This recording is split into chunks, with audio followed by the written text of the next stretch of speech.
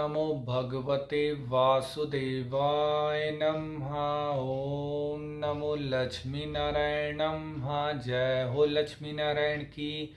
राधे राधे सभी दोस्तों को। मैं आंसू उम्मीद करता हूँ सभी लोग बढ़िया होंगे। दोस्तों, आज की इस वीडियो में मैं आप सभी भक्तजनों को पुरुषोत्तम मास के 19वें अध्याय की कथा को सुना रहा हूँ। इसे ध्यान पूर्वक सुनिएगा। ऋषियों की सभा में गंभीर शांति छाई हुई थी। सभी मुनि अग्नि के चारों ओर बैठे थे। सूर्य जी की ओर एकाग्र दृष्टि से देख रहे थे।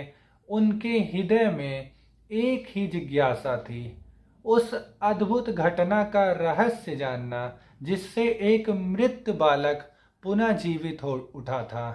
नारद जी ने विनम्रता से कहा, हे प्रभु, उस तपस्वी ब्राह्मण सुदेव को भगवान विष्णु ने क्या उत्तर दिया? कृपया करके विस्तार में बताइए। सूत जी महाराज ने मंद मुस्कान के साथ कथा आरंभ की। हे मुनियों, जब सुदेव ब्राह्मण ने अपने हृदय की शंका भगवान के सामने रखी, तब भक्त वत्सल भगवान विष्णु अत्यंत प्रसन्न हुए। उनकी वाणी मेघ के समान गंभीर और अमृत के समान मधुर थी। भगवान बोले, हे द्विजराज, तुम नहीं जानते कि तुमने कितना महान कार्य किया है। यह पुरुषोत्तम मास है जो हमें अत्यंत प्रिय है। उसी का प्रभाव है। तुम शोक में डूबे हुए थे, परंतु अनजाने में तुमने इस मास का व्रत और तप हो गया।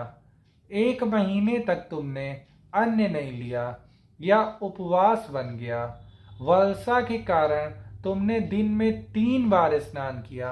यह पवित्र स्नान बन गया। और शोक में डूबे रहकर तुम संसार से दूर थे।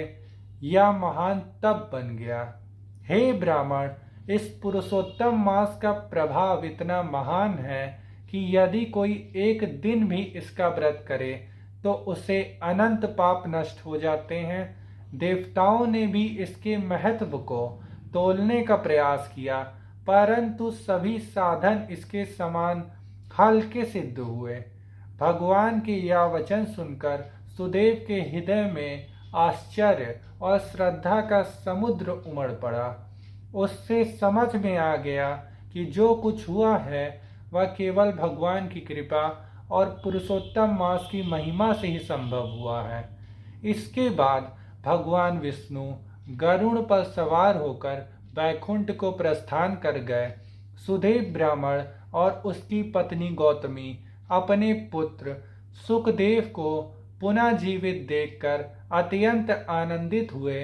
उनका घर जो शोक से भर गया था, अब हर्ष और उल्लास से भर गया।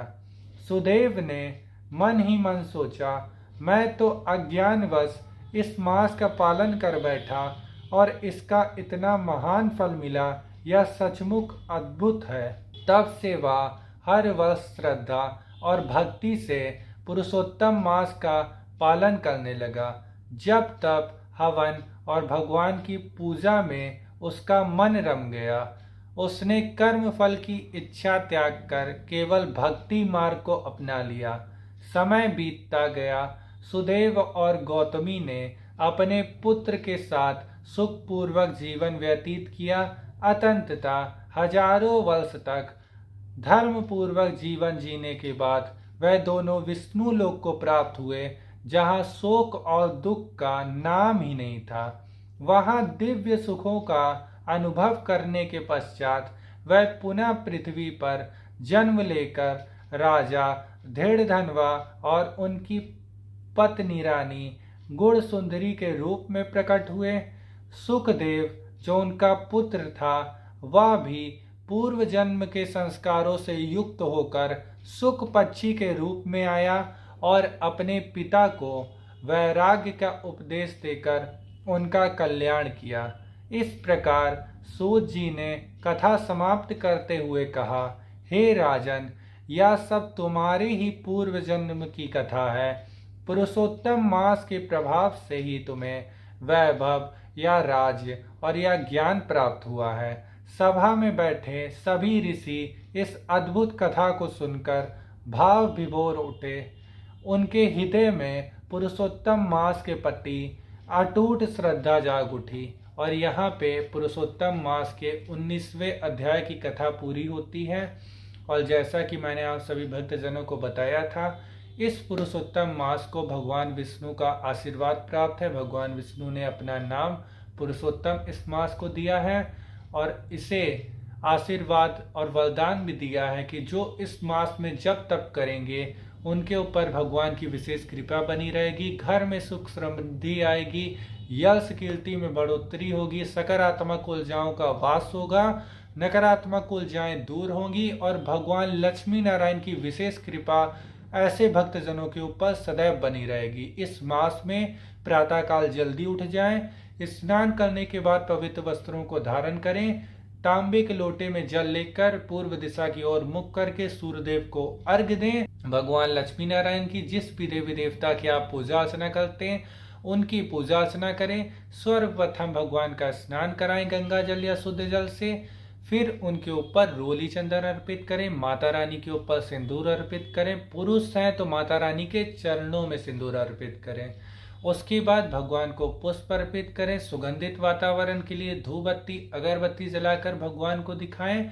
फिर हम लोग अग्नि को प्रज्वलित करेंगे, जिसके लिए हम लोग घी के दीपक का उपयोग कर सकते हैं। अगर भक्तजन व्रत हैं तो भोग में फलाहार हो गया, मौसमी फल हो गए, मिठाइयाँ हो गई, पंचामृत हो गया, इसका भोग लगा सकते हैं। किसी कारणवश व्रत नहीं रख पा रहे हैं तो इस समय शुद्ध शाकाहारी भोजन हो गया जिसमें लहसुन प्याज का उपयोग ना किया गया हो, इसका भोग लगा सकते हैं। भोग लगाएं तो उसमें तुलसा दल का उपयोग अवश्य करें। उसके बाद भगवान की आरती करें, कपूर जलाकर हम लोग आरती कर सकते हैं या फिर घी के दीपक को जलाकर हम लोग आरती कर सकते हैं। आरती करने के बाद प्रसाद को ग्रहण करें, फिर अपनी दिनचर्या को प्रारंभ करें। अगर मंत्रों का जाप करना हो तो इस मास में ओम नमो भगवते वासुदेवाय नमः मंत्र का अगर जाप करते हैं तो भक्तजनों को विशेष कृपा लक्ष्मी नारायण की प्राप्त होती है। माँ लक्ष्मी का मंत्र, माँ लक्ष्मी नमस्तुभ्यम सुरेश्वरी, हरि प्रिय नमस्तुभ्यम दयानिधे। ओम शांताकारं भुजगशयनं पद्मनाभं सुरेशं, विश्वाधारं गगनश्रेदसं मेघवर्णं शुभंगं, लक्ष्मीकान्तं कमलनयनं योगविद्यानगम्यं, वंदे विष्णु भवभयहरं सर्वलोकैकनाथं। ये लक्ष्मी नारायण का मंत्र है, इसको पढ़ सकते हैं, भक्तजन ध्यान कर सकते हैं। सभी उत्तम मंत्र मैंने आप सभी भक्तजनों को बता दिए। नाम कीर्तन कर सकते हैं, भजन कर सकते हैं भक्ति भाव के साथ भगवान का। और जो सबसे ज़्यादा चीज़ मायने रखती है किसी भी व्रत में, किसी भी त्योहार में, भगवान की पूजा अर्चना में, वो हमारी श्रद्धा, अटूट प्रेम, हमारा कितना विश्वास है वो मायने रखता है। तो अगर भक्तजनों ने भक्ति भाव के साथ पूजा अर्चना की है तो ऐसी हमारे सनातन धर्म की मान्यता है कि भगवान हमारी पूजा अर्चना को अवश्य स्वीकार करेंगे। उनकी कृपा सभी भक्तजनों के ऊपर सदैव बनी रहेगी। यही जानकारी थी दोस्तों जो इस वीडियो के माध्यम से मेरे को आप सभी भक्तजनों को देनी थी। फिर मिलते हैं अगली वीडियो में किसी और जानकारी के साथ। आशा करते हैं आप सभी का हर दिन हर पल मंगलमय हो। सभी देवी देवताओं की कृपा सभी भक्तजनों के ऊपर सदैव बनी रहे।